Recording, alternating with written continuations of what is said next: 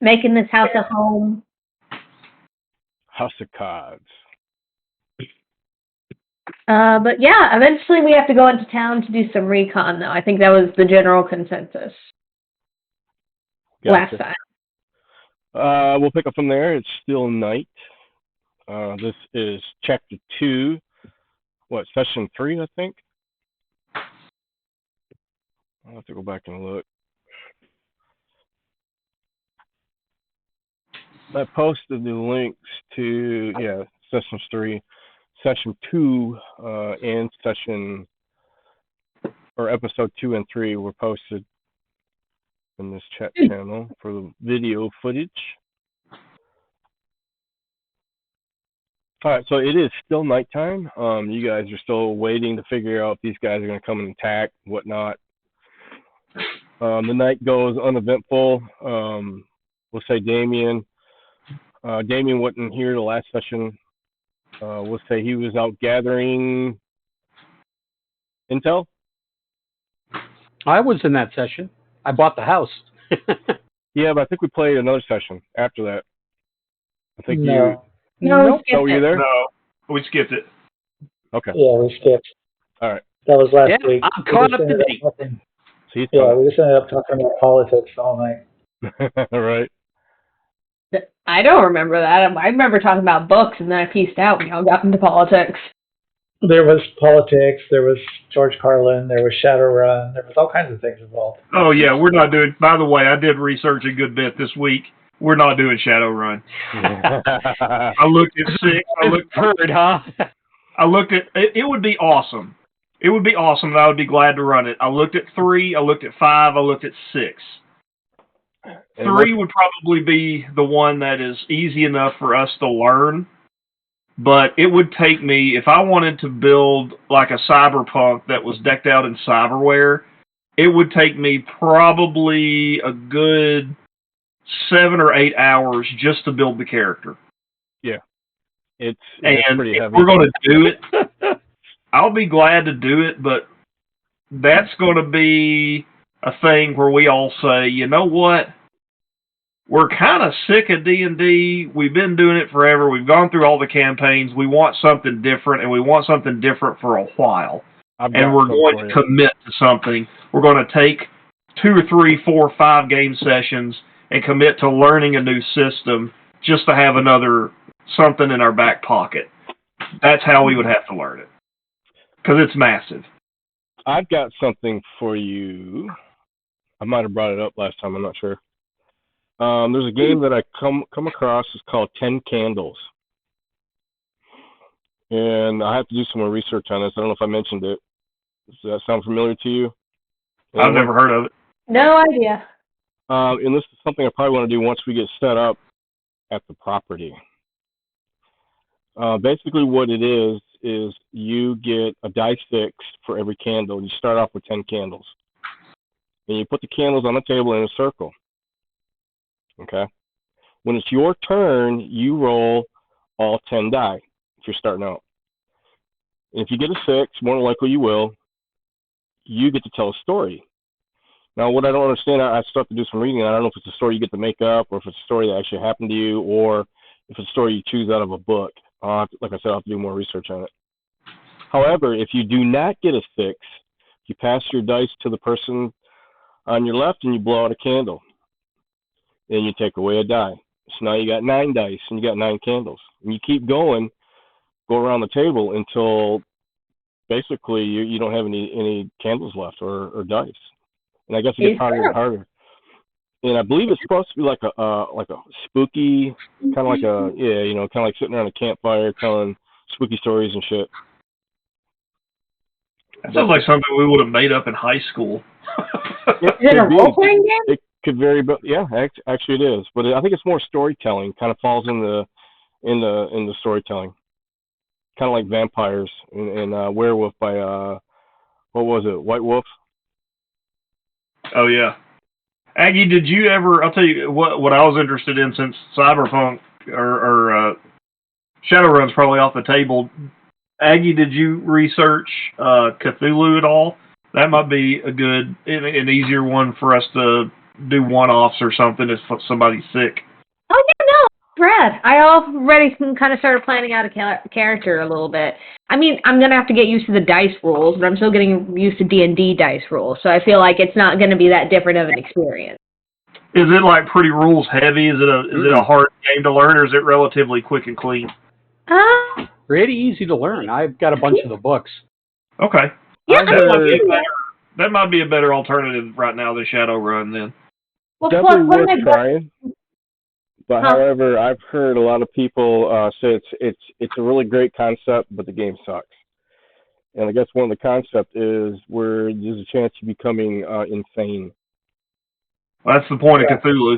Yep. It happens. It happens pretty quickly, and some of it's not insane bad though. Yeah, it's There's mostly for also, like like, one-shot type games. Yeah. Your character doesn't live past most of the times they don't live Yeah, you die. past the adventure. Well, hey, that's what we're kind of looking for when somebody gets sick. So there you go. A lot of character creation, that's for sure. Then look at the game called Paranoia. I love Paranoia. I do too. hey, isn't there also a tabletop cyberpunk game, like a role-play game that isn't Shadowrun? Like it's literally cyberpunk. There's a steampunk. No, role-playing game. not like Victorian stuff. More like straight on cyberpunk, like brand name. Like from the game, like 2077 from the game. Yeah, there's Cyberpunk. Yeah, I think that's what my friend like uses as a base for my birthday sessions because that's like the world we play in. He makes it a lot like D&D, but I don't know how much of it is homebrew from him. I'll snoop around this week and see if I can find something on that. Also, keep in mind the Cortex system is I was going kind to look of at that too. It's kind of a neutral gaming system, and so people have created their own IP type games utilizing it. So you could probably create a cyberpunk game just using Cortex. There is one. There's one that started out in '88. I believe the newest version is Cyberpunk Red.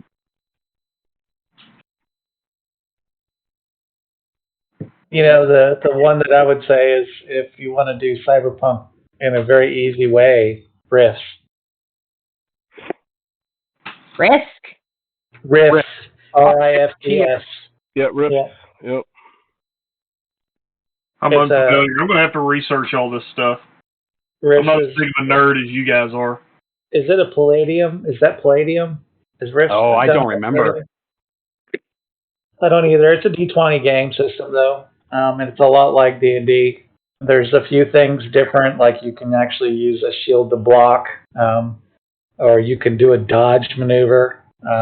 So you can not be hit sometimes because of that. But there is a cyberpunk-esque thing in it. But the interesting thing about Rift is it's a kind of like a time warp type of game where you can step into a rift and be back in the in the 20s, but with modern day technology. You know, so it can be pretty interesting. Yeah, it's post-apocalyptic science fiction. Yeah, I mean, you got the juicer who is your amped up guy on meds that gets faster, gets more accurate, but burns out faster, dies sooner.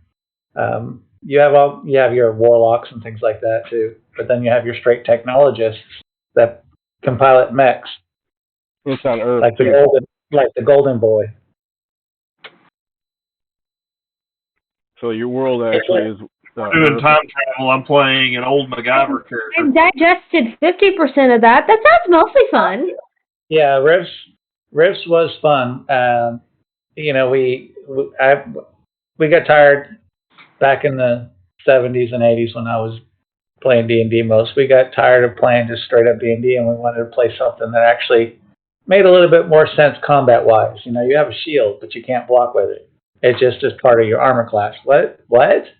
So we started looking at Palladium games, White Wolf games. Rifts was another one of those that came up that we played around with. A lot of them have some pretty interesting combat mechanics that are more realistic than D&D. Yeah, I think first edition came out in 1990, 91, somewhere around there. And yeah, we played a bunch of things, but Paranoia was one of them. Boot Hill, which is a D&D game, but it's set in the Wild Wild West. It's pretty fun. Paranoia, TSR. There was it Spies versus? No, it wasn't Spy versus Spy. What was it? There was a TSR game that had to deal with spies. I remember that one. And then there was also Star Frontiers. Yes, Star Frontiers. There's a bunch of different games that you could really get yourself. I mean, Champions.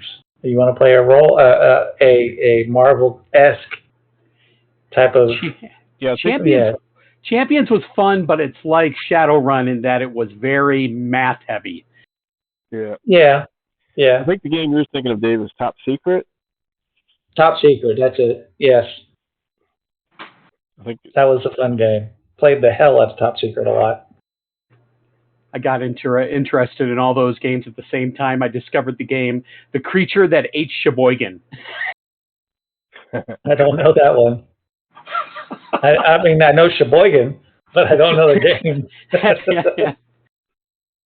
sounds like an amazing game. Yeah, Sheboygan's a city in Michigan. Yep. It was, it's a great board game. I've got a bunch of books for Mutants and Masterminds, but I've never actually. God, I remember that. Got into that. I never even played that game, but I've got a bunch of the books.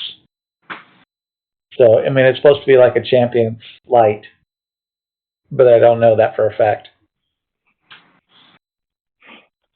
But anyway, so it's nighttime. We're still waiting for these bad guys to come in. Yep. Morning comes uneventful. Nothing happens. All right. So we've all had a long rest then. Yes. Y'all are rested up. So I will explain what I saw when I went to the town. Okay. To everybody. Let them know that basically the law is no law. It's the strongest survive. Everybody else serves. It seems like if there was lots of ships with skulls and crossbones, I would expect that there. Piracy, slavery. It's just basically uncontrolled. Yep. So if we go... You won't find a bigger hive of scum and villainy. Yeah, well, I don't know. It's essentially Nulb basically revolves around like a market, and it's not all on the up and up. Yeah. People are very aware of outsiders. That's kind of one of the reasons why it was recommended that you guys didn't set up shop inside town. Definitely look inconspicuous, and as long as you look out of the ordinary, they won't mess with you. But if they start feeling you as a threat to their town and city, they're going to start messing with you. And it's basically the Nulb's militia. That's what it is. They're trying to protect the things that goes on. Kind of think of it like the mob. Yeah, never get caught alone. No. Always go at least in pairs, if not the whole team together. Always stay out of trouble. Didn't you talk to somebody that kind of hit around about stolen goods being swapped around? Didn't they go into overheard? Yeah, overheard. That's right. Yeah, I was invisible the whole time. I was listening around and stuff. And Chris did the same kind of thing, and he heard some different things, but it all basically said the same. It was all, okay, so now I'm being told I got to restart my computer. Not going to do it right now. See how long I can put that off. Anyway, basically, it's just not a place to go play around. Yeah, you definitely don't want to go have a drink. Well, you probably could, but yeah, I'm 7'1". I will go have a drink wherever I want to go have a drink. It ain't really any different than walking into any other bad city. It's just, It's not. it's not even the bad city. It's the seedy part or the underbelly of every city. Mm-hmm. That's what this is, basically. Yeah. Sounds like a good place to find work. Well, and the best part about it is you guys are not too far from the tower itself. But the question is, how are you going to access the tower and get supplies without letting the town know what you're doing? That is key. So what are we trying to do? Basically, what brought you to Nulb was the Tower of, or the Temple of Elemental Evil. Right. So what about the tower that we're trying to do? You guys tried to investigate. You guys went to the moat house and discovered that there's evil in the city of Hamlet. They both agreed that they fear that the tower itself, again, is riddled with evil. The tower or the temple? The temple, sorry, I keep saying tower. Yeah. Oh, okay. That's why I was confused. Yeah. I was like, if it's a tower we've got to go to, I can polymorph into an eagle or something and just fly up there. Like, no, fly like an eagle. It's the temple. Yep. Which we still don't even know where or if it exists. Yep. With the temple? Well, you guys know the temple does exist. We've heard rumors, but we have not. Yeah, you haven't physically seen it. Right. Could I turn into an eagle and fly up and see if I can see it? Only if you know Steve Miller. I went to their last concert in '99 at AmSouth Amphitheater for my birthday. What these run you? What's that? Nehemiah got home from work. He bought some brand new skates. Oh. Got paid. That was one of the things I was trying to. I don't remember how you. I was looking. Remember this insignia that we found on all the thieves that we killed? Yep. And I was trying to develop a hierarchy. Yep. Did I ever come away with a clue of where? Yes, those you did. pins? I What was that? believe you touched on what that was. I don't remember. The symbol. I think you started this all kind of drummed up. You really started seeing it from the moat house. And the symbol was maybe possible thinking it might be from the temple. Could be related somehow. Or maybe related to the flaming eye. Right, but what I was trying to figure out is if we wore, because we have enough of those symbols, if we wore those symbols, would people mess with us?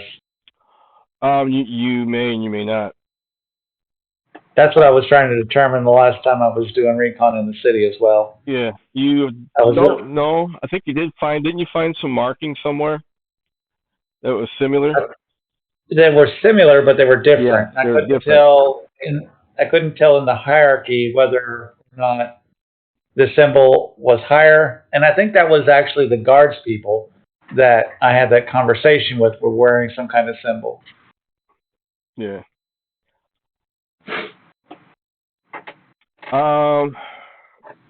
Pretty much. I think what you figured out was it had something to do with Thursden. I'm probably slaying that name wrong. Dresden. Yeah. The god of murder. Yeah. Or whatever. Dune. I don't know how you say it either. So. Out of game knowledge, it has a lot to do with the symbol of the elder for the elemental eye. I'm just telling you this because I may forget. It had a lot to do with different levels of, like you said, the hierarchy as you go up. And what it boils down to is it's the flaming eye, which is known as the elder of elemental eye. So yeah, it all comes into play later. Okay. And ideally, what I'm trying to use it for is to give you ideas so you can, when you do go back, yes, the temple is once again flaring up. So, if I remember correctly, I think the Prince of the Elemental Eye was Krynix. or IMIX was another one. Orgamok. There's a few of them that come into play. That was from the original when they were infested before they was taken down. Yeah, I don't remember. Yeah, it's been a while. Yeah. And Thursden, however you want to say his name, he, if I remember correctly, doesn't he dwell in the demiplane of the imprisonment or something like that? He's the chained oblivion. Yeah, Oblivion. He's the chained oblivion. Basically, he's been cast out, but he's not completely gone. Yeah. So, anywho. So, the main info that you gathered is the town is not well. It's not good. You can't trust it. You just can't come rolling in there and go, oh, God, look what I found. So you guys are going to run into a lot of trust issues. However, that doesn't mean that everybody there is going to be untrusted. You just might need to find the right people you can rub shoulders with.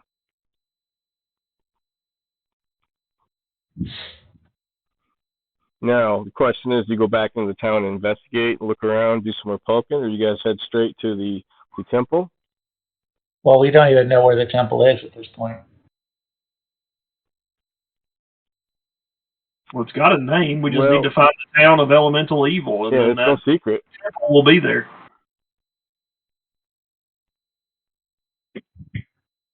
Womp womp. They don't know that going directly to the temple is the right answer. You were given a map. You were given a map with the temple on it. Let me see. Oh, we should just head right there? No. That's what you did last time. You worked out the meat and potatoes. I think that's a bad idea. Wow, those other guys seem pretty easy. Especially if you decided you wanted to clean up this to make it livable. These guys are coming back in a couple of days. We should at least wait till that. Yeah, here's the map. Let me copy this to listen to the room. Make sure I'm in the right room. Oh, that's right. I can't do that. I'm going to have to snip it. Snip it good. Da-na-na-na-na. Yeah.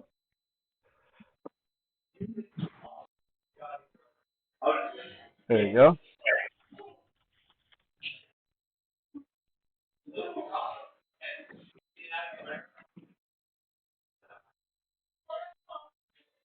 The little green mark is where you guys are in your little hut, cabin in the woods. The red circle is the temple and the town of Nulb.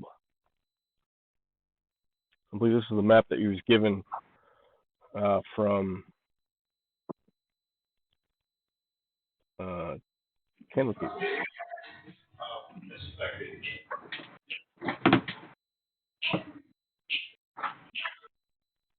What happened? Well, what do we need to stock up on?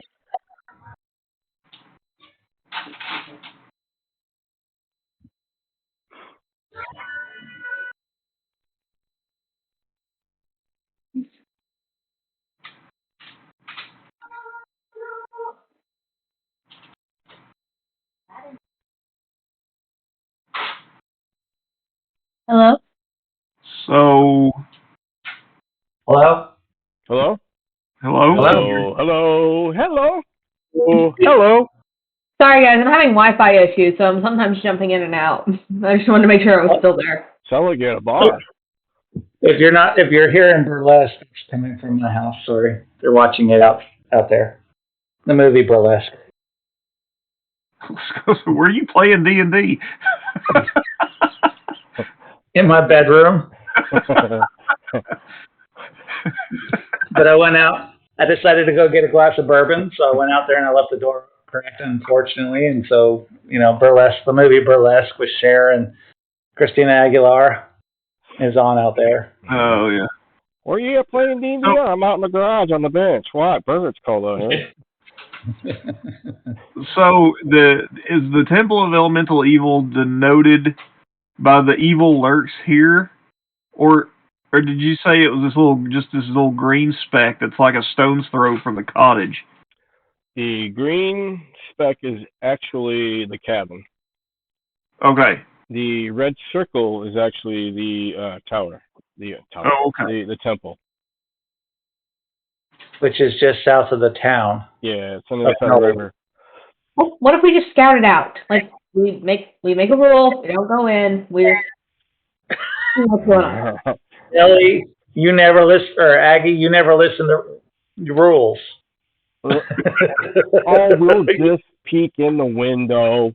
Oh, look. You go and you see something interesting, and you're like, squirrel. Let's check that out. The door's open.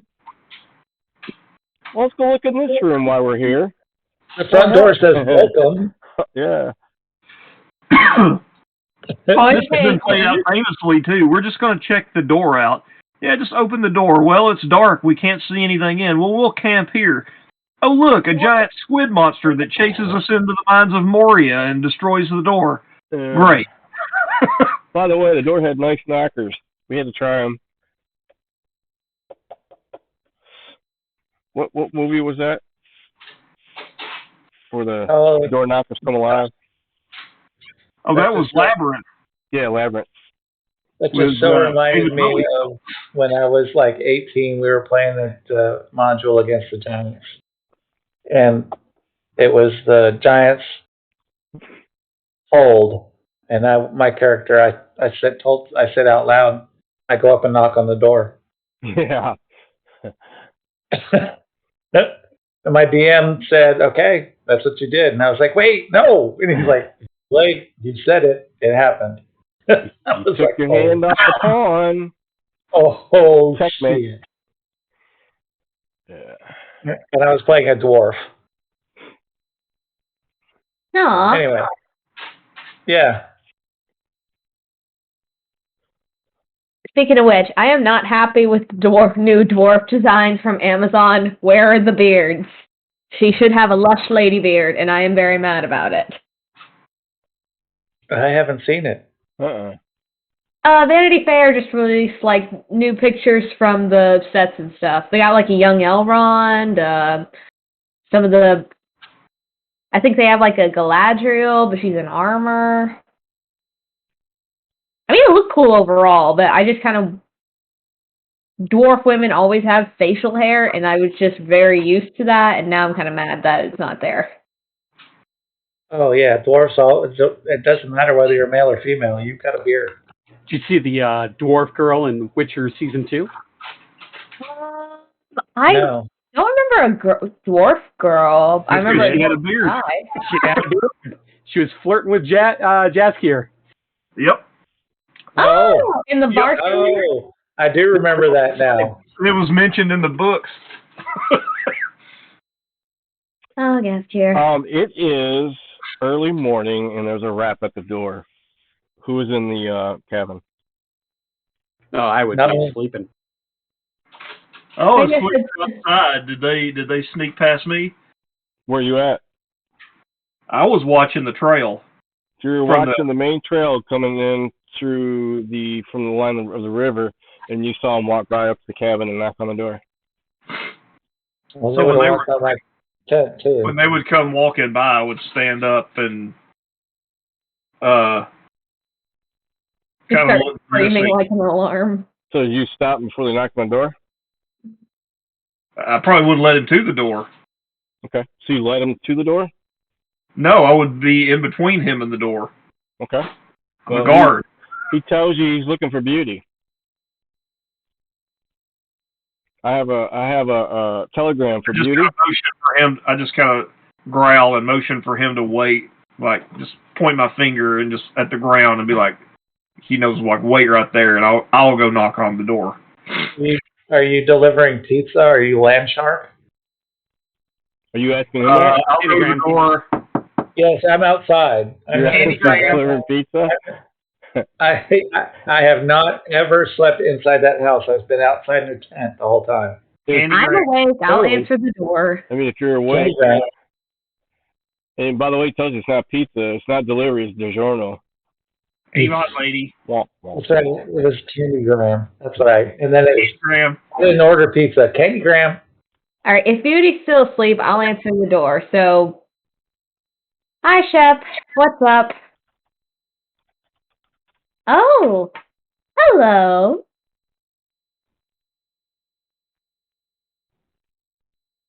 Yeah. I'm sorry? I'm saying hello to the Oh, to the delivery? He told Yeah. you, I'm looking for Beauty? Beauty here? I'm looking for Beauty. And he kind of looks around your shoulder, like he's looking into the doorway. Oh, that depends. Who are you? I am a delivery. I have a telegram for Beauty. Well, honestly don't know if she's here or not. Can I take the telegram in her place? Nope. Well, how do you know I'm not Beauty? I don't know. But you just told me you're not. No, I didn't. You just said you're not there, I was being facetious. but you're there. So if you're not there, but you're there, you're not Beauty. I'll come back. I open the door. I'll grab him by the. Boom, I go in, go out. I'm Beauty. What do you want? He looks at you in disappointment. Oh, you're Beauty? Yeah, what of it?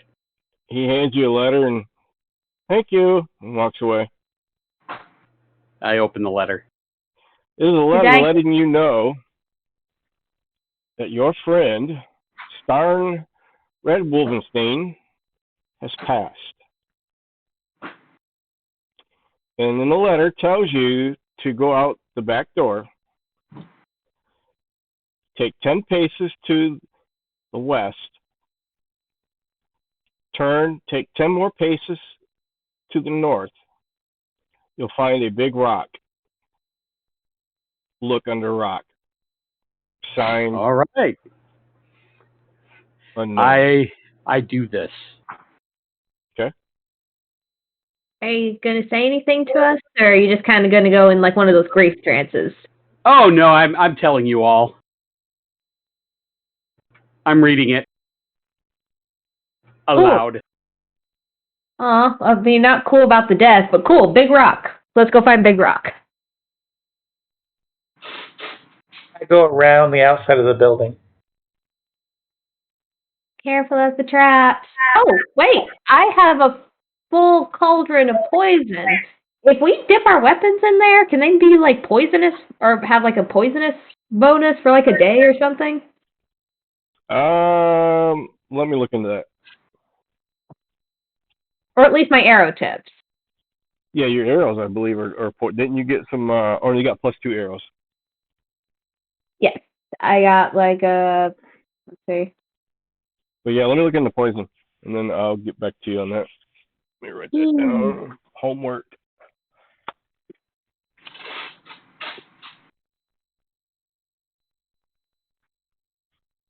Unless there's a constant source of poison, a weapon only does poison one attack. Yeah, but are you allowed to? What's it take for you to dip your weapon in poison? You know what I mean? Is it just to simply apply it? You have to have a skill. To make poison, you have to be a poisoner. You have to have that skill of poison. But if you already have a poison, can you apply it? Yes. But It's one dose, and it's one attack.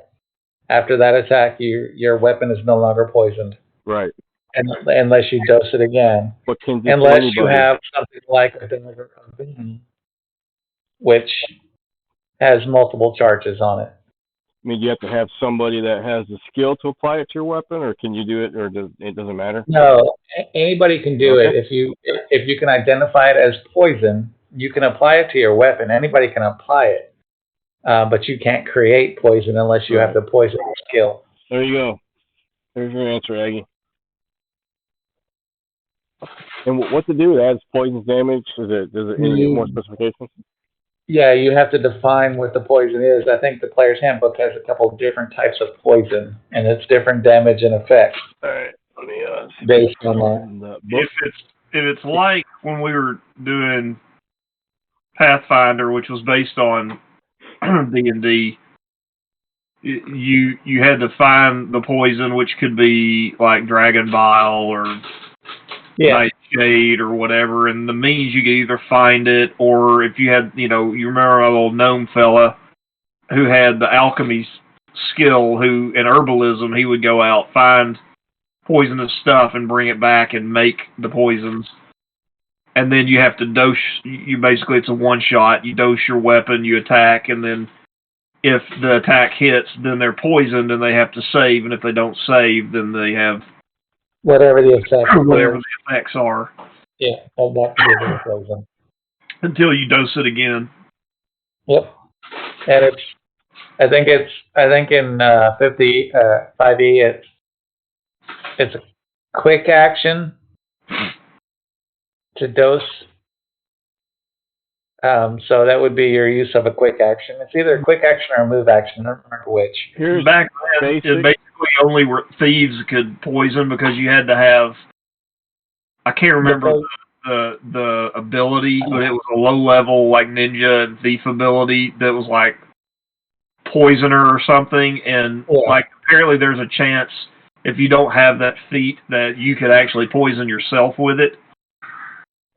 So you had to have that too, so you have to look that up. I'm looking it up right now.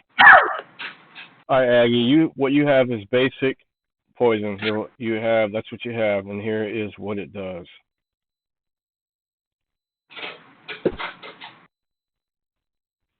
You can use the poison in this vial to coat one slashing or piercing weapon, or up to 3 pieces of ammunition, so 3 arrows per vial. Applying the poison takes an action, and then a creature hit by the poison weapon or ammunition must take a DC 10 con save,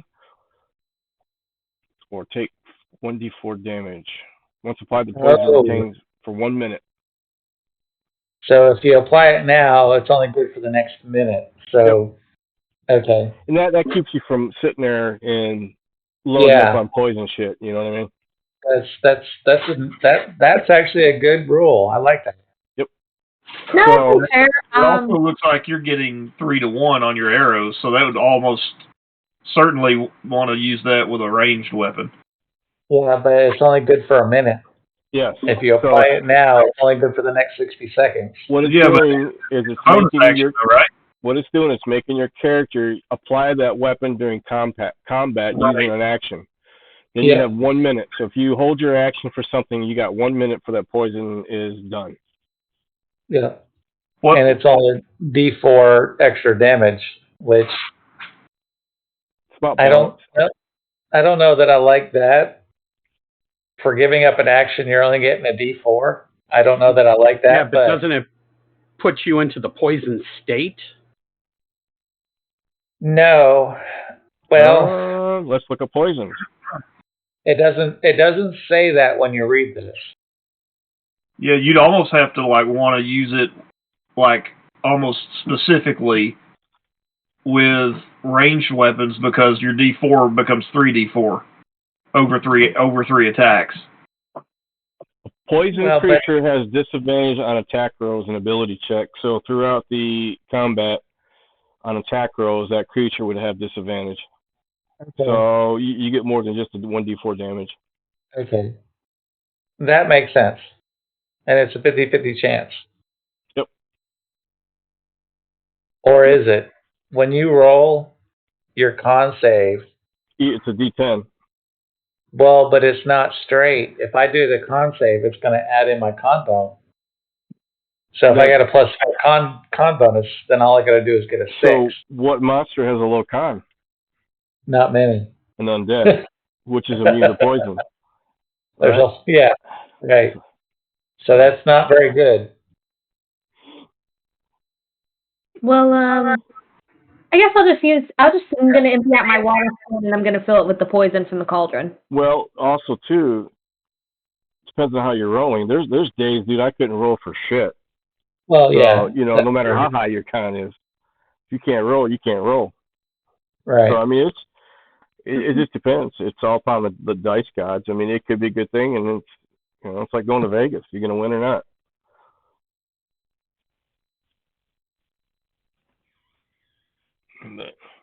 Anywho. So, Damien, you going out treasure hunting? Oh, yeah. Going to find out what this is. Are you at the rock? Yeah. If I followed it and it's taking me to the rock, I'm at the rock. Okay. What are you doing? Staring at it? At the moment, I'm just kind of walk around the rock, take a look at it, see if there's anything odd. Okay. Roll me an investigation. Alrighty.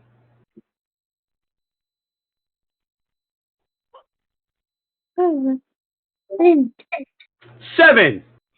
Everything looks fine. It looks like a rock. Yep, then I roll the rock over. Okay, you don't really see anything, at least not there. Maybe digging? Start to dig. Okay. Roll me. Let's go with the strength.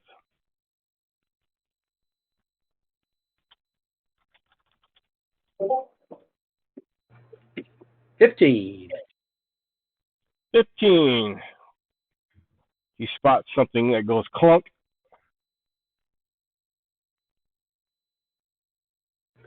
Like a metallic sound, like clunk. Like a wooden sound. All right. Well, I keep digging.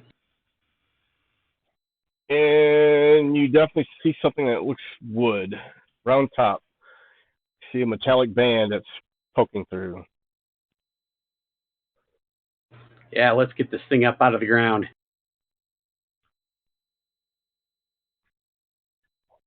Okay.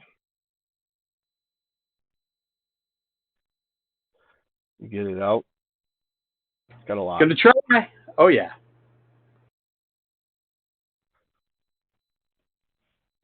Okay, you find a nice little chest. It's locked. Do you have pick locking? I don't. Anybody else? I do. Okay. Now, I'm assuming you're there with him? Well, Yeah. I was a little ways off. If he says, "Can anybody pick this?" Right. Yo, hello, yoo-hoo. I'll go up and try. Looks like a pretty 20. simple lock. Ooh. No problem. She pops right open. I step away, and when I mean away, I click it, and then I start walking away, and I keep walking until I'm about 20 feet away. Smart. So you have an unlocked box that's still closed. What do you do? I open it right up. Everything looks fine to me. Contents are covered up. It looks like it might be elven cloth. But there's definitely something in it. All right. Open it up. You find like this old hemp bag, and it's got a little weight to it. Pretty old. Looks pretty fragile. Well, this has been here a while. Go ahead and open it. All right, as you're fumbling through, it's literally falling apart. You find what looks like another piece of cloth that looks like it has some writing on it, and it's wrapped around some gold.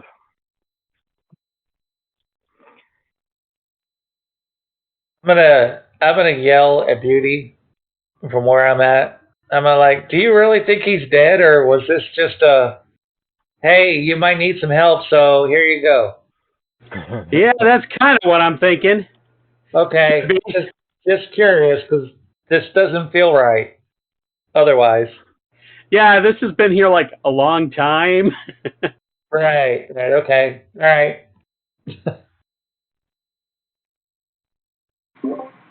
If he pulls out a gold nugget, depending on the Oh, that's not size, a nugget.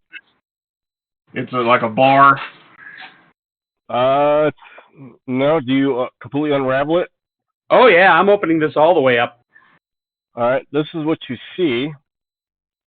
Whoops. That's not The what poison you see. thing. No. You've been poisoned. Yeah. Wah, wah, wah. Make a con save, Beauty. Let me, wrong thing. That's actually a great trap idea. This is what you see.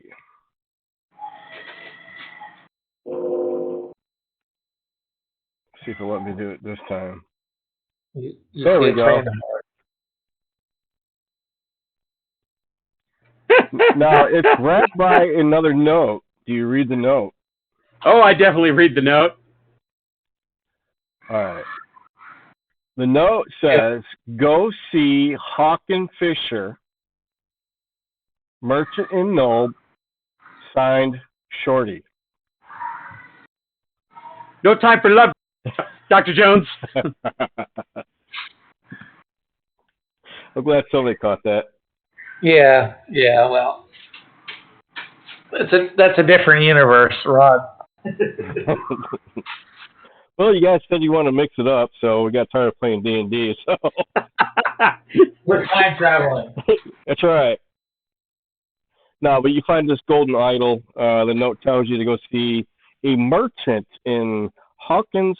His name by the name of Hawken Fisher. He's in Nulb. He's a merchant. That's all it says.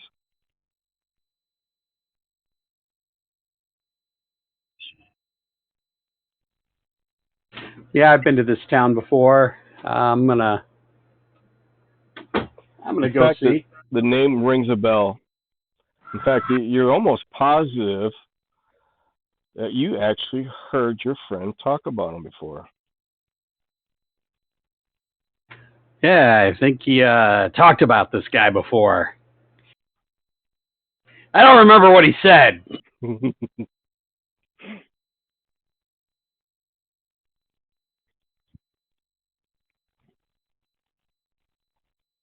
Okay. Yeah, I think I'm gonna want to go to town, check this out. Okay. Now, question is, are you going to take the raft? Did you guys actually fix the raft, or is it still pretty messed up? No, I'm pretty sure it's pretty messed up. We haven't worked on that. You guys haven't worked on it? All right. So you'll have to hoof it. Yeah. All right. What about the rest of you? You coming along?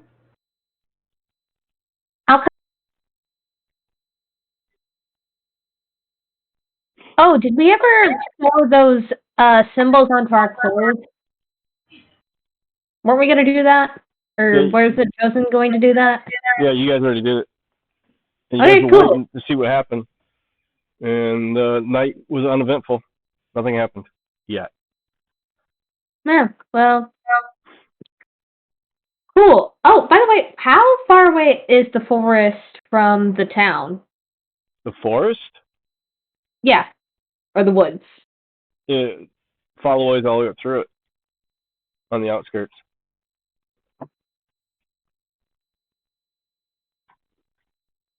All right. Well, I guess we just go through the merchant. And yeah, because it travels all the way through the high road and it pops out by the river. And the trail leads alongside the river, and then the forest runs all the way up to past Nulb, actually. And then across the river, you see forest.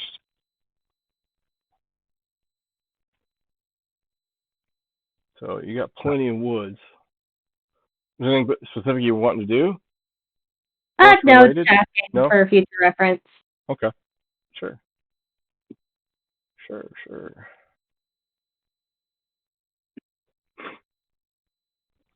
So I only have one question. Did Beauty read that note out loud?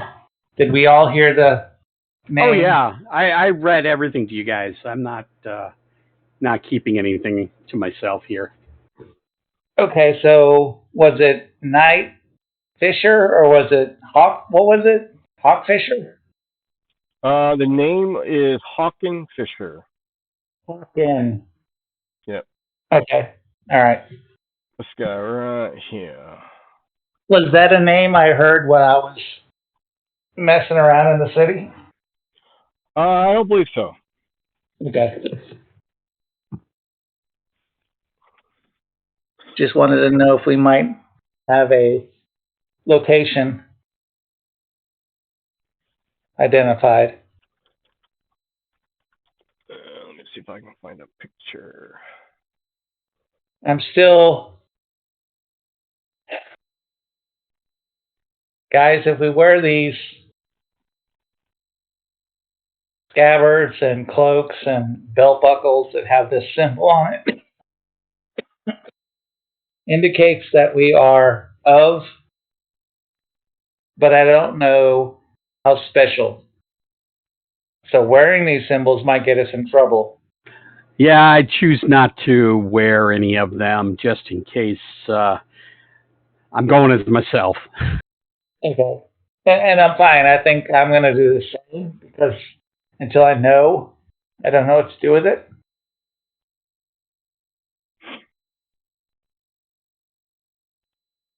I mean, yeah, I'll just do the same. But I just want, just be on the lookout for symbologies. And if we get an opportunity to ask about this particular symbol that we have, let's take advantage of trying to figure out where they are in the hierarchy. Probably a good idea. Because it may be a way to stop the attack on the hut or in the house.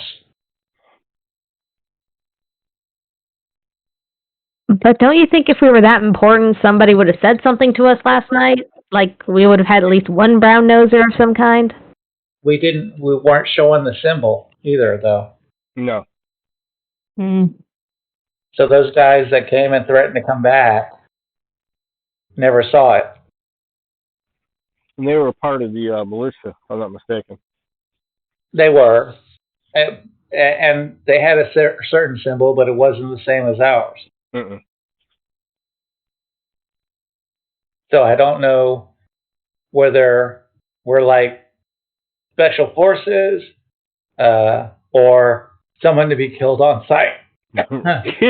Yeah. You didn't look at the kill list? Your KLS list? Yeah, so really I assume we're something different and probably better than militia, but that's an assumption. And I don't want to bet my life on that assumption.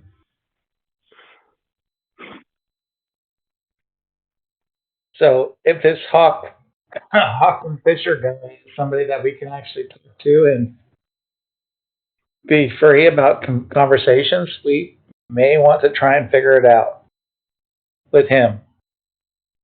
Yeah. Because the guys in the boathouse seem to be pretty important and kind of powerful. Militia is militia.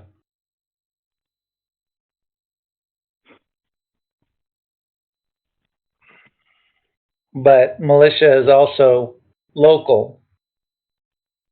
And these guys were from the boathouse, which is external. So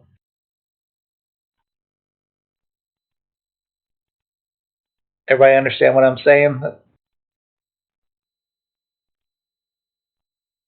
I think they fell asleep. I think so. So the closer you get to the Temple of Elemental Evil, the more you're going to have specialized forces. The further away you get, you may have special forces, but they may not have any power closer. So while if somebody showed up at the boathouse as a militia, they may take instruction from somebody that's there. The other way may be what you see locally, is what I'm saying. Thieves guilds, let me say it this way. Thieves guilds, which I am very familiar with, the closer you get to the guild center itself, the more specialized you have to be locally. What we would say we should run away. What we would send further away with people we trusted to do things further away, but not necessarily trusted to do close at home.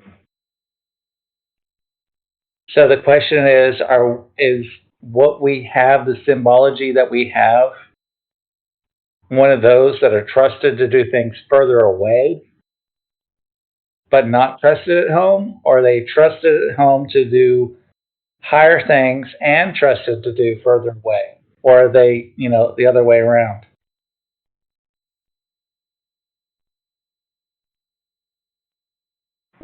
I say yes. I'm with Chip. I would hope that, you give the, the stormtroopers that are dressed in red Right. are both protectors of the Emperor and those guys you trust further away. Or, that's what I hope they are, and that's what I'm hoping we've got the symbology for.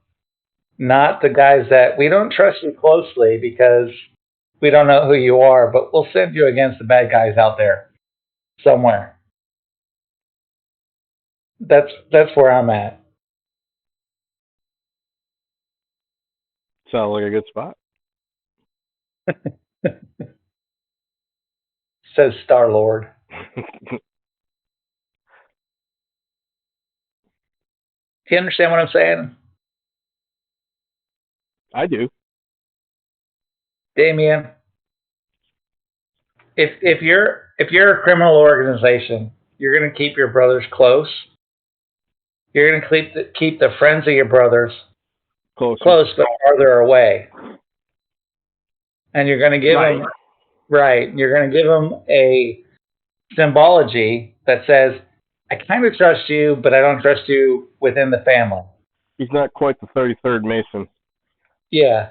So that's what I'm wondering if that's what this is we trust you to be doing elemental evil concepts, but we don't trust you close at home. And, is that the symbology we've got? We need to identify whether that's what we got or whether we trust you here and there. It sounds like we just need to send one person into town wearing the symbols and have them just read the room instead of us all just going in there at once. All right, fine. Fine. I'll do it. No one suggests. Or we can go into town, meet with Hawking, see if he's a friendly, ask him about the symbols. This is the way. Fine. I've spoken. That's fine. Fine. While y'all were debating the inner workings of and politics of thieves guilds, Shepard has taken all of the badges we've collected and he has pinned them all throughout his gigantic braid in his hair.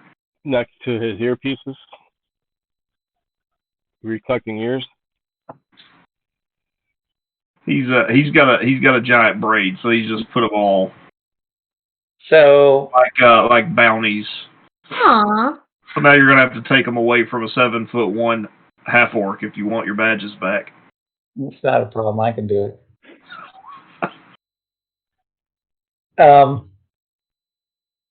Damon, you want to just go in and try and talk to Wing, and I can be with you, but invisible? Sure, let's give it a shot.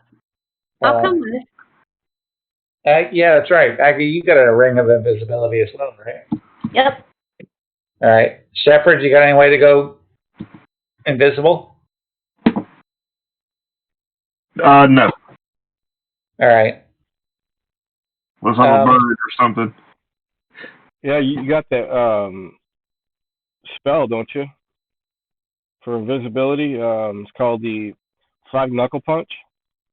Yeah. I'm the guy that's looks like Andre the Giant walking in, so that no one. I'm invisible because everyone refuses to acknowledge my presence for fear of being punched in the face.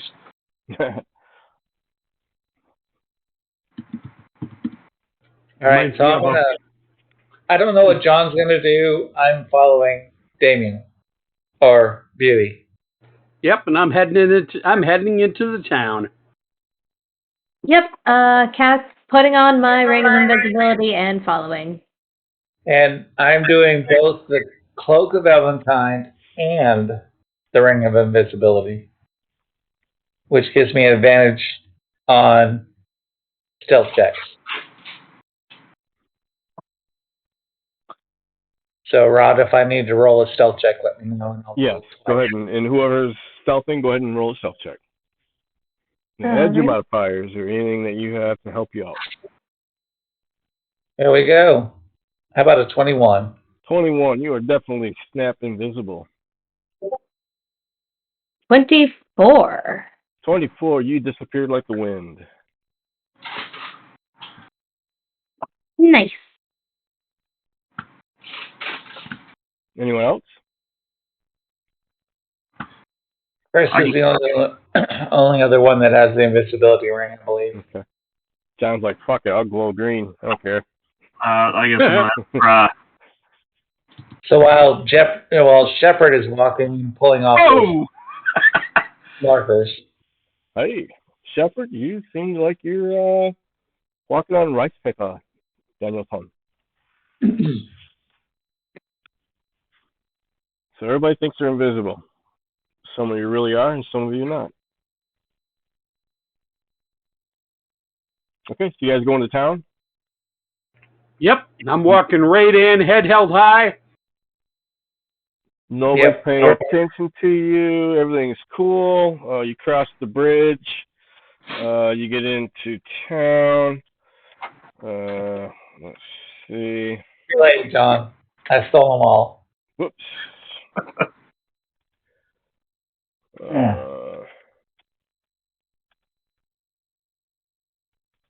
Should that be +3?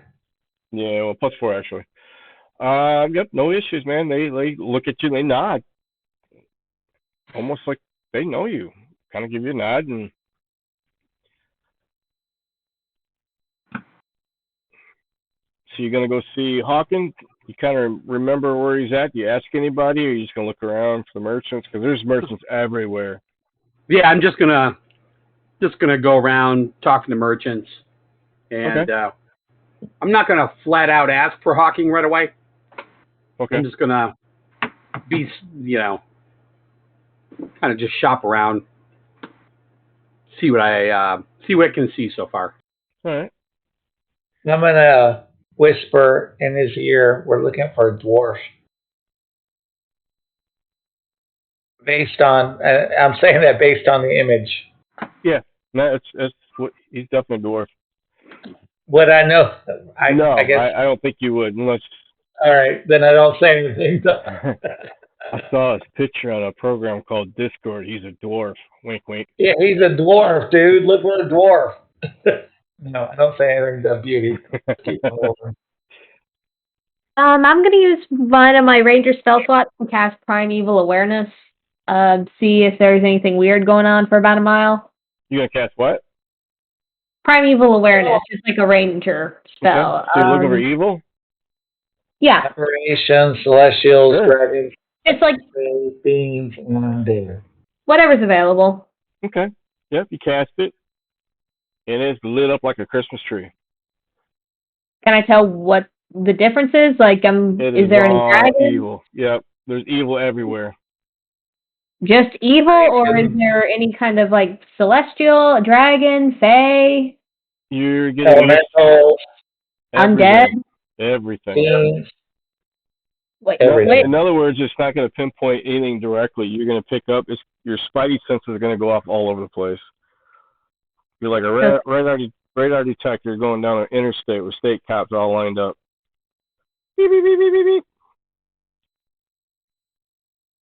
All right. Well, that sucks. Is the dragon coming from any general direction, or is it just everywhere? Oh, there's no dragon. What? No, there's no dragon. But you said there was everything, or like everything but evil. Aberrations.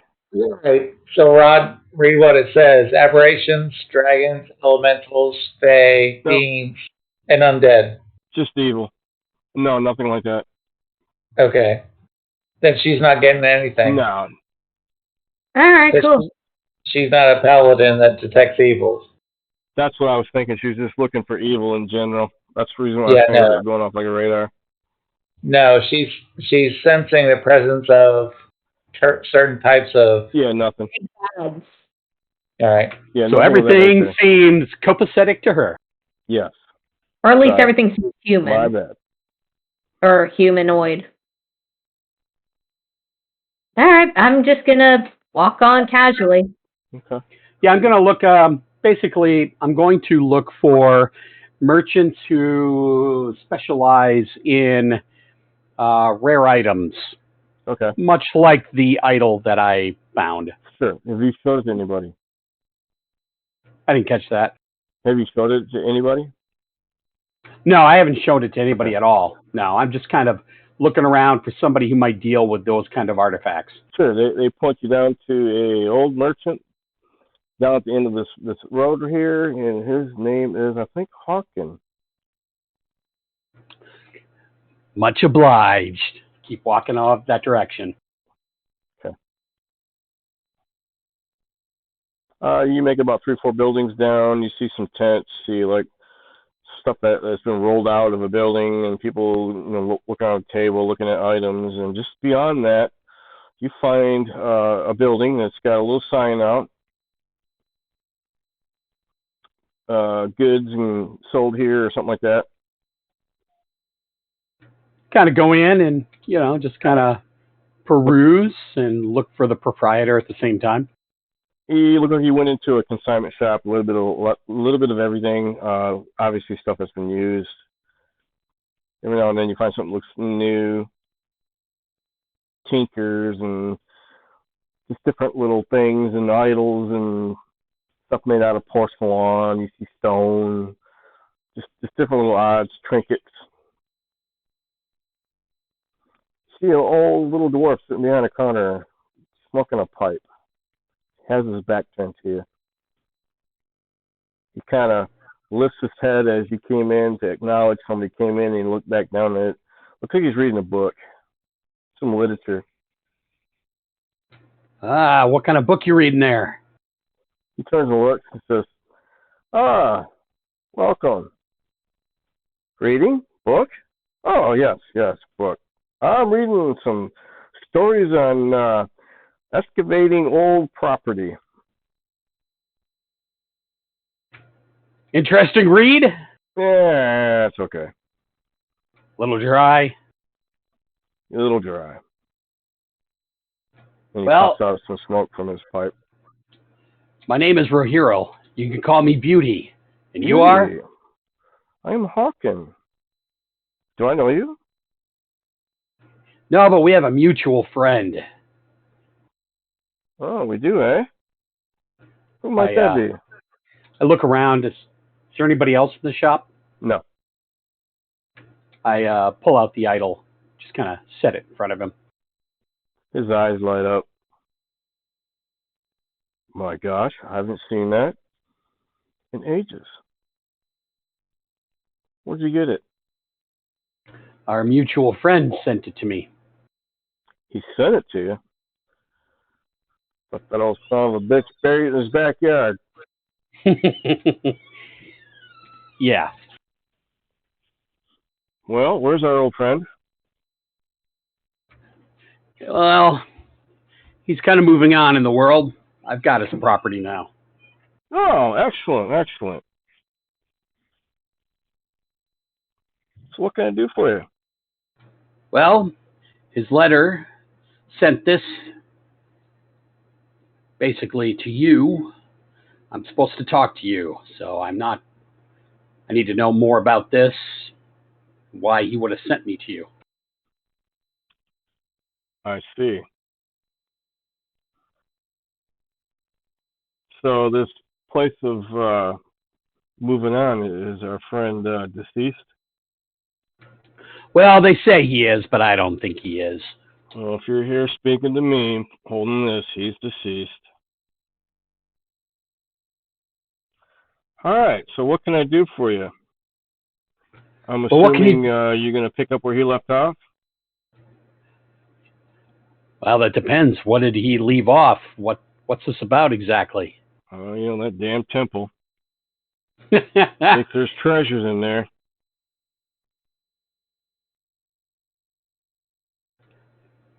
Got it. Well, So just give me a second.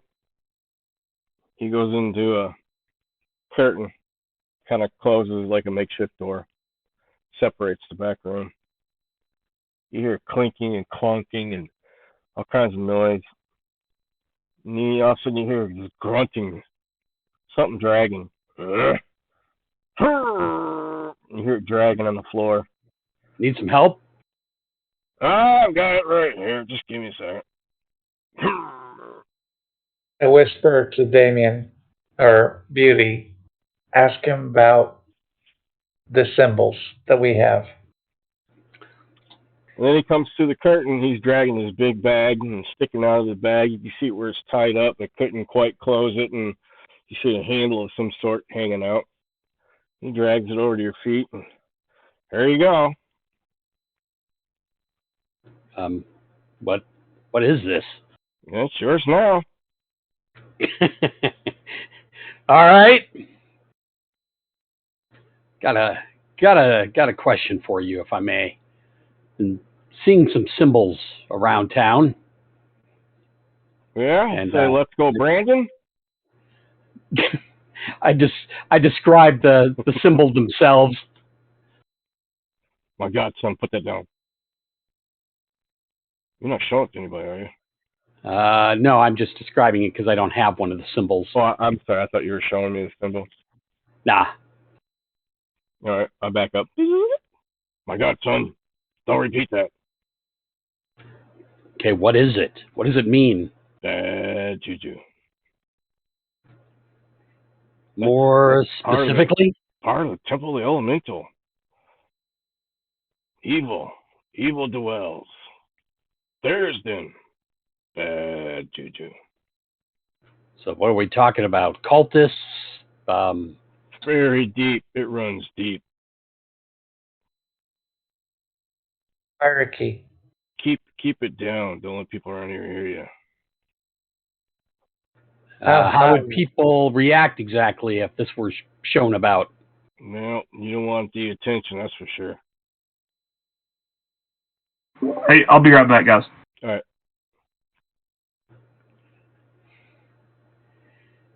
Well, you come to the right place if you're looking for trouble, I can tell you that. Is it hierarchy? Are you asking him or are you asking Beauty? I'm whispering in Damon's ear. I was thinking Beauty's ear. Is it high in the hierarchy? Because I'm invisible still. Is this some sort of hierarchical symbol, or is I don't know. I don't know how deep that rabbit hole goes, but I can tell you one thing: it's definitely no good. All right. Shit. So yeah, great idea, Chosen. We are basically terrorists. The blood's in the crypt. Yes, but we don't know whether we're high-level terrorists or the shit that everybody shits on terrorists. Sounds like we're pretty high level if we're like do not speak their name terrorists. Yeah, maybe, and maybe not. Who said that? Somebody else in the room? No. No. Not here. Dave's not here. Nobody here. Not here at all.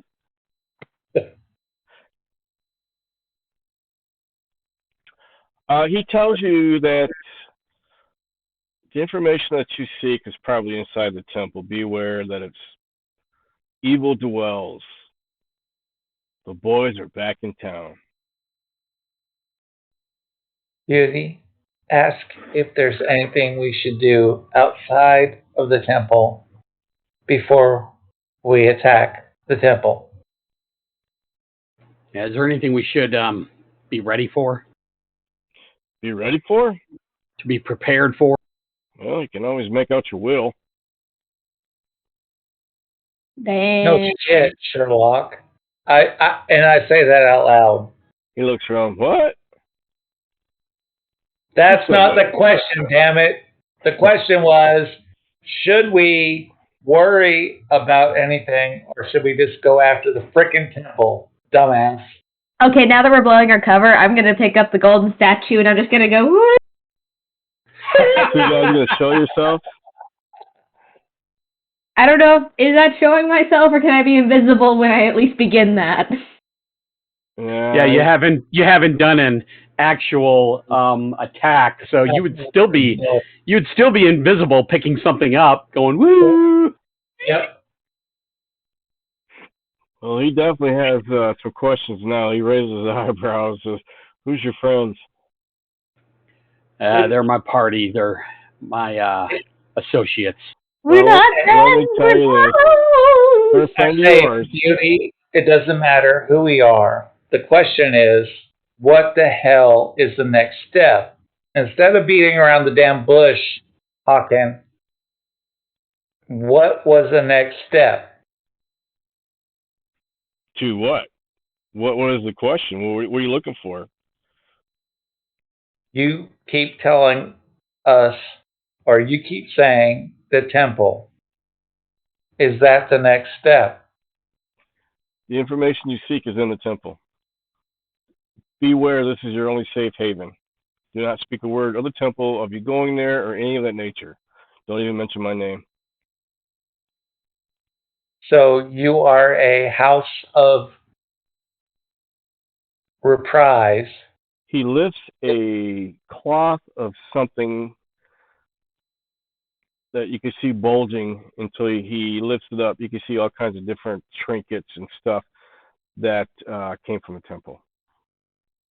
So in other words, that's your place of business. So you're a merchant that we can purchase things from, Or and sell. you're friendly to our cause. Yes. Is there anything in the city that we need to deal with before we go after the temple? Trust no one. Understood. Everything you need is in that bag. Understood. Okay. I grab the bag, then I look around his wares. I'm gonna just buy something. Okay. I'm going to ask Hawken, I'm going to say specifically, we have bad guys from the town looking at our house. Should we show our symbol that he asked about, or should we just kill them quietly?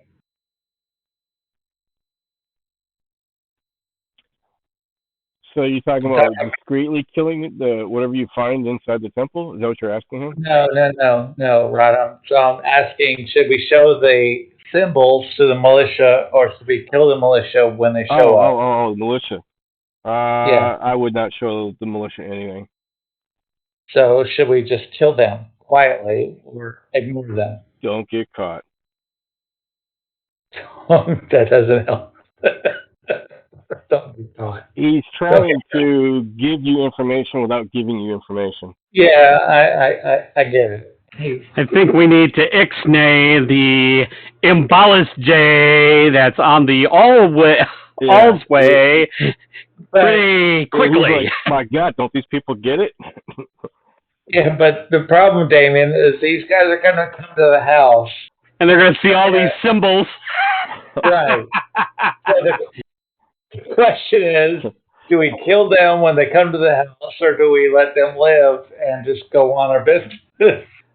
We could talk to them, but I think we need to buy some paint.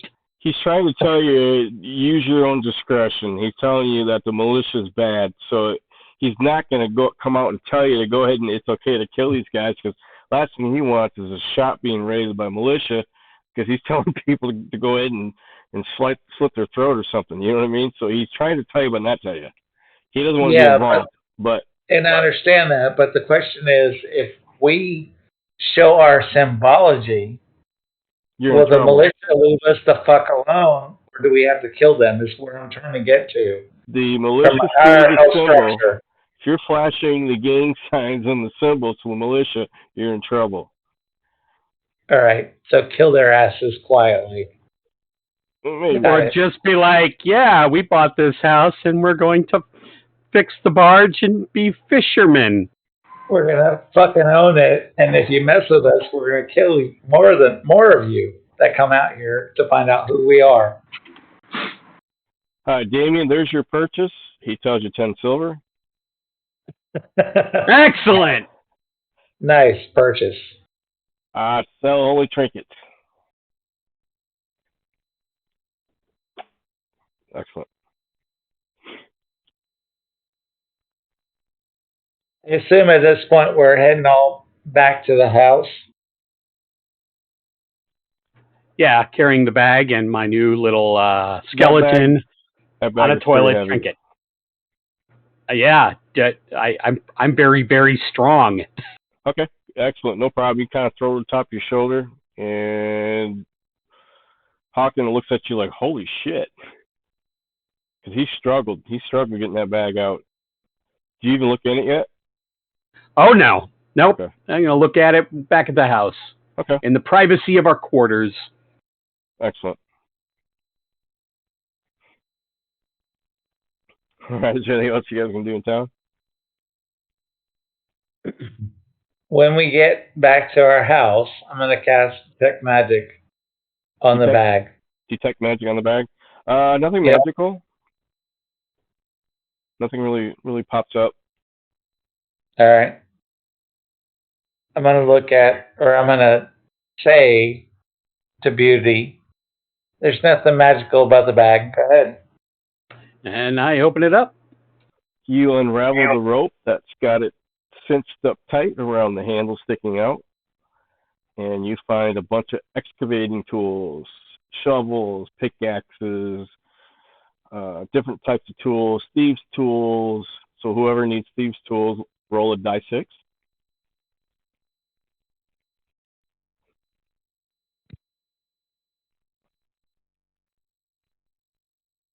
Excellent. You find 5 thieves' tools inside the bag. All right. I take them. You find a couple sets. Roll me another die 6. Anybody? A D6? Yeah. Alright. There are 3 individual ropes of hemp rope, about 100 foot long. Cool, I'll take one of those. And all kinds of hammers, pickaxe, small little chisels, and little brushes and stuff to if you're dinosaur hunting, I guess. All kinds of different tools.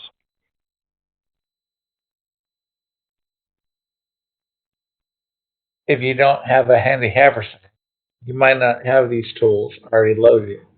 Well, if you all leave that cabin equipped with all the gear, you guys are gonna look like the 7 dwarfs going to work. Well, I've got pitons, I've got brushes, I've got all kinds of things in my handy haversack. Oh, I got you. Already? You mean previously before this? Yeah. Okay. Roll me D10.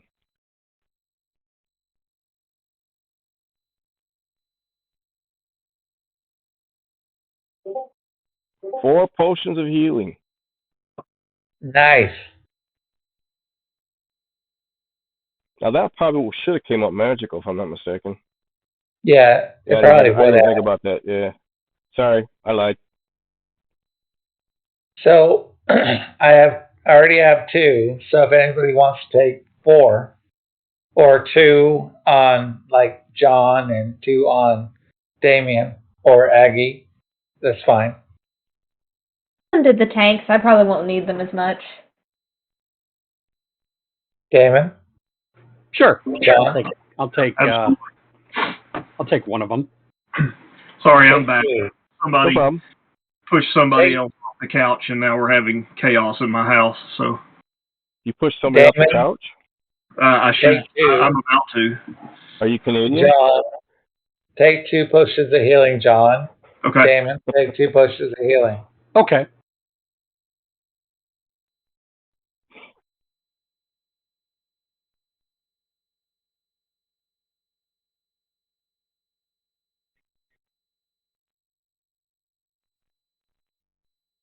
So the question is, do we want to wait here for the militia to come back? or do we want to just head for the temple? I'm not really concerned about those guards. They can show up at the house. They can rifle through the old shit that's here, but we should probably paint off these symbols that we got painted. I mean, I already dug some traps, so I could go either way. You guys are lit up like Kmart. Going out of business. Flash, flash.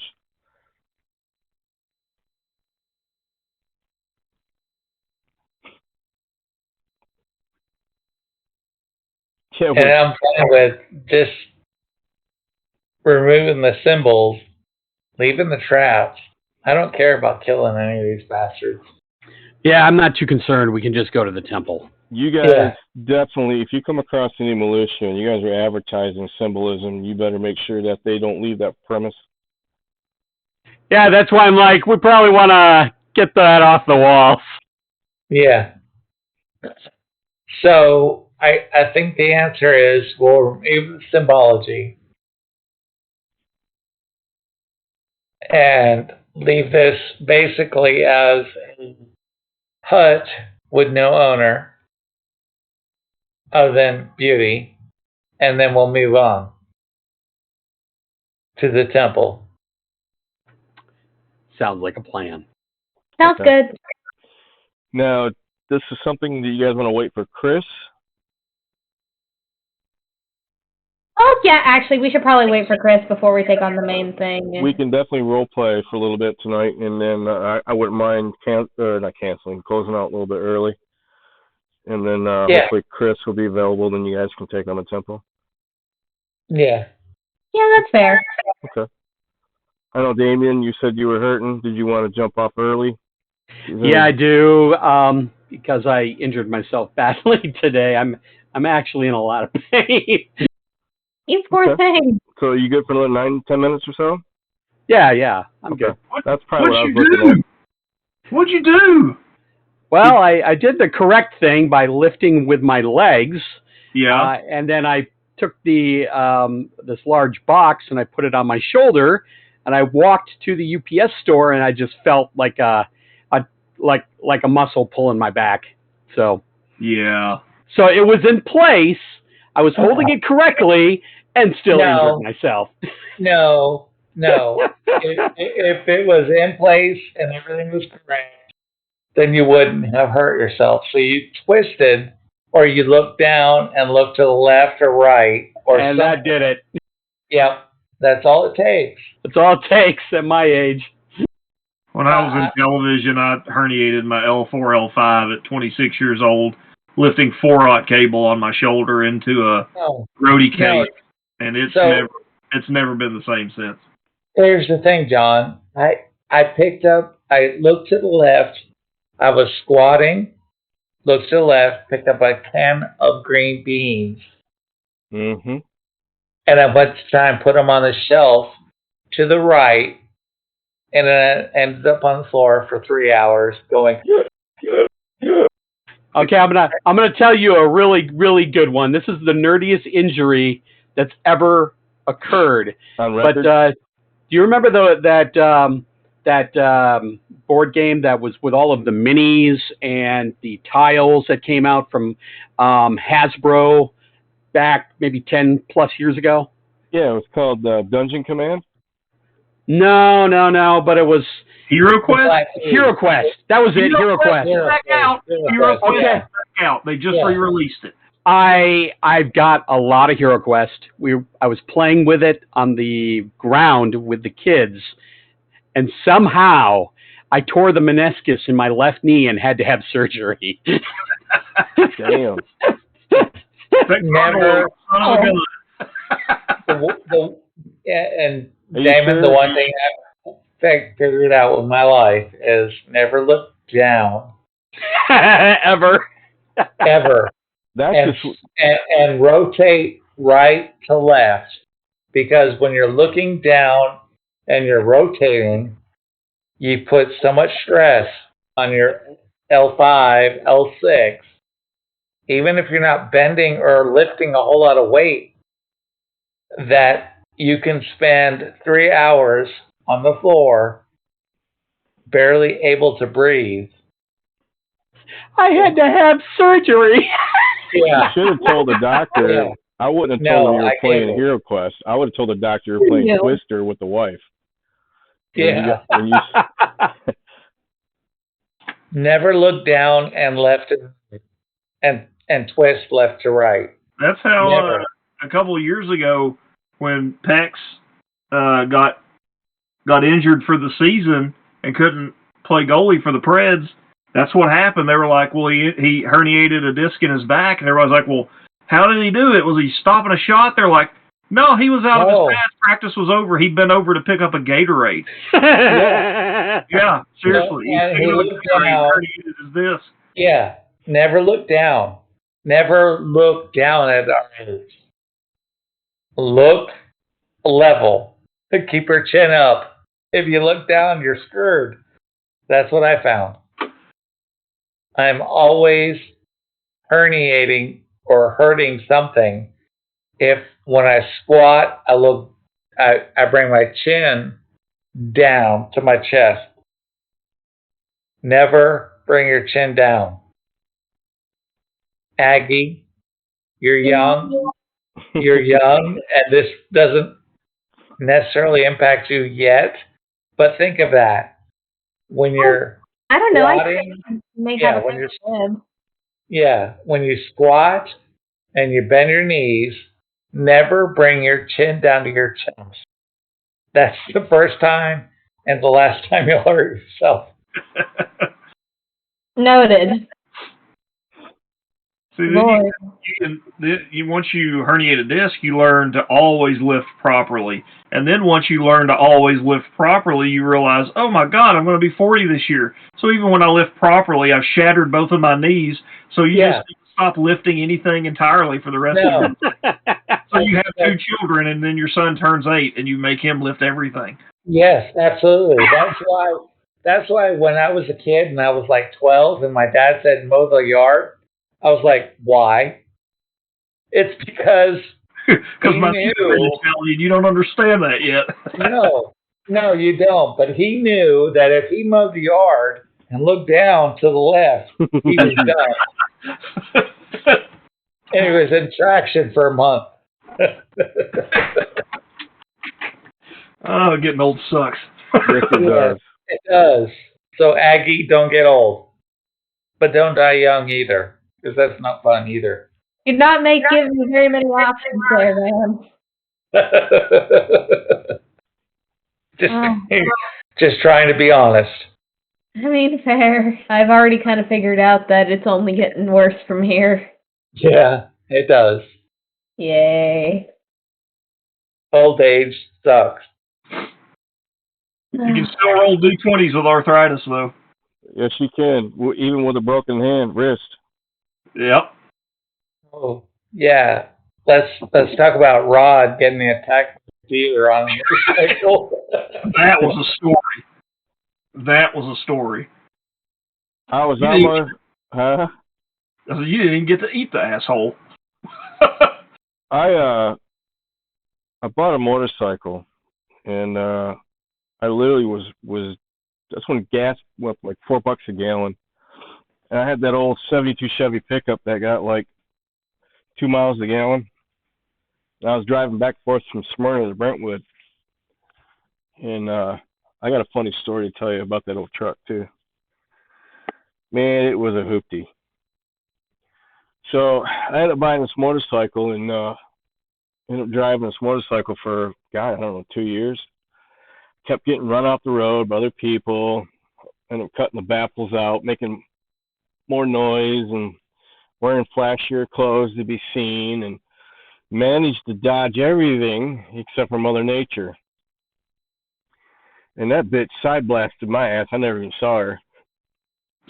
And the only reason why I knew what it was, I was on my way to work, and I literally got around the corner from the house. And I remember jumping out on the road. It was 55 through there, so I got to 55, and I'm cruising along, and there was a lady in the car, and I wanted to get in front of her. I don't know why. I had to make a right-hand turn or get off and get on the interstate on old Lead Victory. So I sped up. So I got to probably about 65, and then cut over in the lane, got around the lady, and I let off because that's when the speed limit started dropping down to 45. And the next thing I know, I'm looking up at 5 fucking paramedics, and they're like, "It's okay, you hit a deer." And I'm like, "What?" So I didn't hit no damn deer. I would have saw that. No, you hit a deer. And I'm like coming to, and I'm realizing my hand was just burning, my wrist, both sides. I had a cut. I was hurting. My mouth, I guess I didn't know it. My face was covered with blood. My teeth. This deer ended up kicking my. So what happened was, and how I found out was a woman that I went around told the cop, and nobody knew what happened until I was already at the hospital. And the cop comes in, and he was tickled to death because he got all the information, and he's trying to tell my wife. Here I am laying in the emergency room. My wife comes in, she looks at me, she's like, "Oh my God," and she walks back out. I'm like, "What the hell?" Couldn't figure it out. Well, I didn't realize my face was all bloody. Yeah. And I didn't know it. Well, what happened? That day you told us when we were cut. You're like, "Dude, I got just let you guys know I got in a motorcycle accident on my bike." I was like, "Okay, dude, you all right?" You know, "Oh yeah." When I walked in and saw you, I was like, "Oh my God!" He got raped. He got raped by a deer. Yes, that thing He got raped. kicked the shit out of me, and I didn't know it.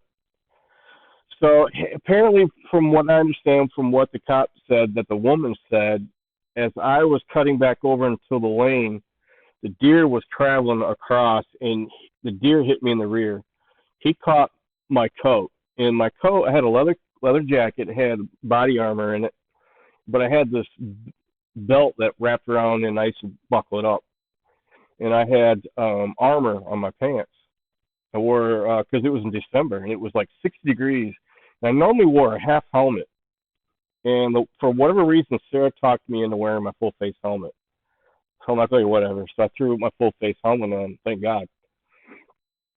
So somehow this deer got wrapped up into my coat. What hurt me wasn't the accident; it was the deer, because my bike went one way, me and the deer went the other way, and I guess I got hung up on this deer, and the deer just ravaged me. So me falling off the bike, there was no road. Well, there was road rash. It went through my pants. In fact, my wallet, what saved my ass, literally was my wallet, because it went through my armor, and it went through my pocket on my blue jeans, and it started digging into my wallet.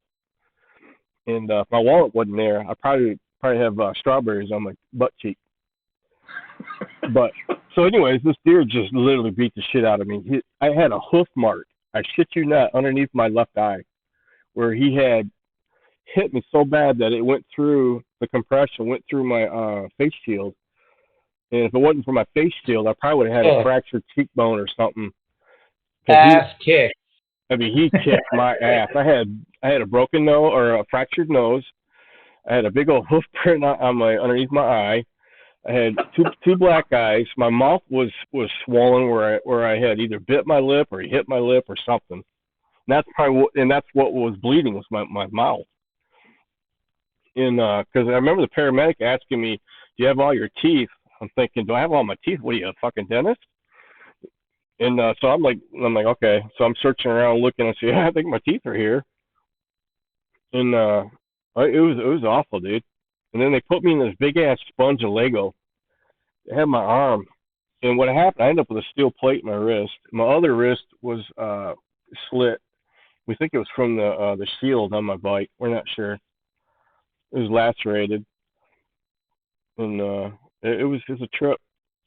So I went back to work, and everybody that I worked for, the company, they were out of New York, the owners. So they asked me, how I was doing. I said, "Good. I was just deer hunting." I said, "We deer hunt down here in the south with Buicks." And they started laughing. Yeah, that same year, I'm driving an expedition coming down 266. We cross the bridge that goes for Percy Priest, and this deer launches itself at me, and I'm driving. an expedition. Okay, I don't know if everybody knows what an expedition is, but it's the biggest. It's one of the biggest Ford trucks, SUVs that there is. My dad used to drive like a S250 frame.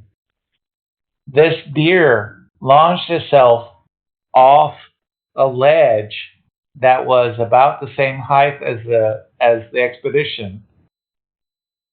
At the expedition, it was like, bonsai, I'm going to kill your ass. I immediately turned the wheel to the right, and then I turned back to the left, and it landed in the car behind us. I mean, so it landed on the hood and into the windshield of the car behind me. Yeah. And then it got up and ran off. My wife got worried about driving down one of the roads that has deer on it all the time, and she's like, she was like, how do we, it's dangerous. How do you even stop them? And of course, I said she was prep school Chattanooga, and I was small town redneck hillbilly, Middle Tennessee, and I said, get deer whistles. She was like, what? I was like, yeah, they're just you just clip them to the front of your bumper of your car, and when you drive, air goes through them, and it's like a dog whistle, and they don't like it, and they stay away from your car because it's loud. It's loud and it hurts their ears. And she thought I was joking. She was like, you're such a jerk. I'm like, what? No, I'm not, because I've teased all. You guys know me. I'm always joking. I was like, no, seriously, like this is redneck 101 tech. Like, there are things you can get on your car called deer whistles that keep the deer away. Yep. If a deer decides to target you, John, it doesn't matter. It just doesn't matter. If a deer decides to kill your ass, it's going to kill you. Yeah, Rod, the lady, I thought I remember you telling me the lady said that it hit you from behind because it started running after you like you were in its territory or something. Maybe it didn't like the sound of your motor because yours was probably louder than a car, and it attacked you, didn't it? It chased him down from behind. Yeah. It ended up killing the deer, though, didn't it? No. I thought the deer got killed. It dragged around and ran off and bled out, and the cop took the rack. And you got mad because you wanted the rack because it was like $100 rack on the deer. I thought the deputy shot it and killed it. Oh, I was coming back from Brentwood, coming home from work one day, and there used to be it's still there. There's a shortcut that you can zip off behind Bell Road, or it might be Old Hickory still, and then it would take you down like behind Blue Hole, and you pop out on Waldman Road. And it was it was a nice little road because it was curvy. And I had my Mazda, a little white Mazda, and I was coming around a corner, and I used to hit those curves pretty hard. It was fun, and it little 5-speed.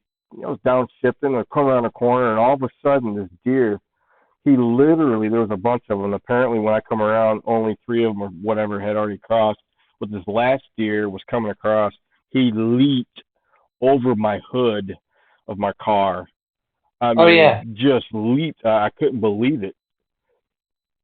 It's like he had springs, man. I mean, he just comes shooting down out of these wooded area and literally sprung like a rabbit up and over the hood of my car. It was like slow motion, and then landed and ran off in the woods. Because what caught my eye was the other deer that were already out in the road. I never even saw this guy. Yeah, that's what I'm talking about when I'm driving the expedition down 366. This guy comes off a ledge that's about as high as the roof of the expedition. That's pretty high. That's real high. It's a 4x4 expedition. It's a 4-wheel drive expedition. So it's lifted even higher than normal. Yeah. So we're talking 10 feet high. He jumps the windshield. Yeah. Jumps at me. And if I don't if I don't swerve to the right, he's going to land in my windshield. That's the same year that you got attacked. Yeah. And it was a bizarre year. I've never seen deer that aggressive before. Yeah. And I haven't seen him since. I mean, he hit the ground. He landed on the ground, and the car behind me hit him, and it smashed in the windshield of the car behind me. And that damn thing got up and ran off. People have died. Deer going through windshields before and killed the driver, passenger, or whatever in front. Yeah, the car behind me, the driver was okay, but that damn deer just got up and ran. Like it was, man. Yeah. You do not. I remember this guy telling tall stories. How I was probably, I don't know, in my early 20s, working in this little factory that made it was a CNC shop, and we used to get these rods of steel, and they'd feed them in these machines, and that was my job. I used to unload and feed the engineers the material. Anyways, there was a guy in there telling, he was probably younger than me at the time, he was telling tall stories how him and his uncle used to go deer hunt with screwdrivers. Oh, I jumped out of a tree and I just stabbed the shit out of this deer, and we're like, yeah, Now seeing knowing what I know now, there's no way. No. Not that I believed them then, but yeah, they're no joke, man. Deers are no joke. Everybody's scared of bears. Everybody's scared of wolves and coyotes. Deer kill more people per year than any other animal. I believe it. They can hunt you back. It's not just deer. You got to worry about turkey. Oh, shit, geese too. My wife was driving down this 2-lane road out here in Smyrna, and this turkey was flying and flew into the windshield of Miata. And the Miata rolled because the driver was hit by that damn turkey. Turkey. Yeah, turkey. You know, you don't think much, but when you're doing 50 miles an hour and a 20-pound butterball slams into your windshield, you have to worry about it. And the moral of the story is, you don't fuck with Tom. No, Tom, Dick, or Harry at 50 miles an hour can be dangerous.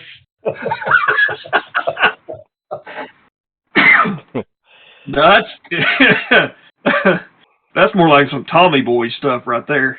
Yeah. Oh, yeah. My wife came home. She was like, this damn turkey was... It just flew into this Miata and it rolled. And I was like, holy shit. And she was like, the guy got out and I had stopped, check on him, and next thing I know, the police were showing up, so I drove on, but the car itself was in bad shape because it rolled. I was like, holy shit. Anyways, all right, guys. I'm heading for bed. All right, man. See you. We'll pick Have a up good next one. Saturday, and then we'll go from there. All right. All right. Good night, everybody. Good See y'all.